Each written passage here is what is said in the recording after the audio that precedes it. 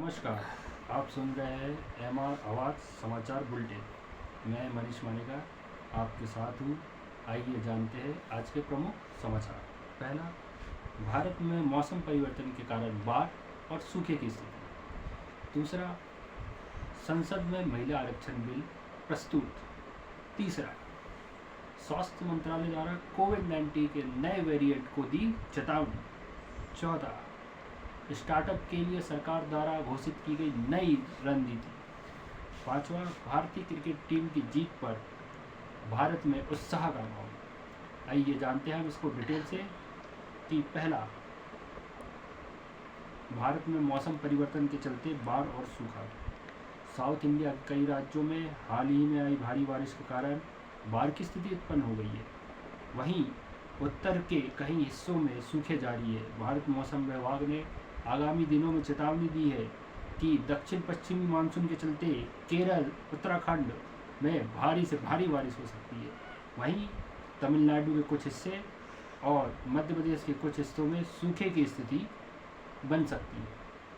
इसके बाद हम जानते हैं दूसरी न्यूज़ जो रिलेटेड है महिला सांसद आरक्षण बिल से। संसद ने आज महिलाओं आरक्षण बिल प्रस्तुत किया। इस बिल के माध्यम से संसद और विधानसभा में महिलाओं के लिए 33% आरक्षण का प्रावधान। इस बिल का उद्देश्य महिलाओं की राजनीति में भागीदारी। सरकार इस बिल को ऐतिहासिक कदम बताया जा रहा है, जबकि विपक्ष इससे महिला सशक्तिकरण की दिशा में महत्वपूर्ण कदम मानते हुए इसका समर्थन किया जा रहा है। यह बिल महिलाओं को राजनीति में आर्थिक रूप से मजबूत और सशक्ति प्रदान करेगा।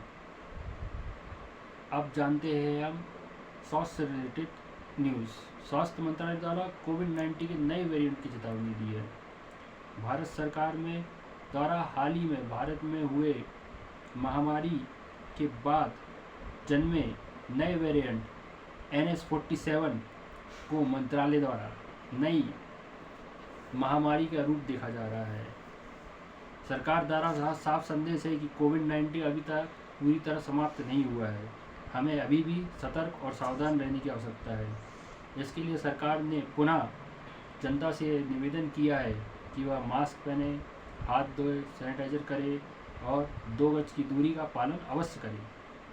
इसके साथ ही सरकार ने स्टार्टअप नीति के लिए नई नीति की घोषणा की गई है। भारत सरकार ने स्टार्टअप के लिए नई नीति की घोषणा की गई है, जिसके तहत वित्तीय सहायता, कर लाभ और व्यापारिक नेटवर्क को बढ़ावा देने के लिए और मजबूत निवेश को आकर्षित करने के लिए स्टार्टअप नीति का अंतर्राष्ट्रीय मंच पर उद्घाटन किया है। केंद्र सरकार का मानना है कि यह नीति भारतीय अर्थव्यवस्था में एक नया मोड़ लाएगी और इससे महिला सशक्तिकरण और युवाओं को स्वरोजगार के अवसर प्राप्त होंगे।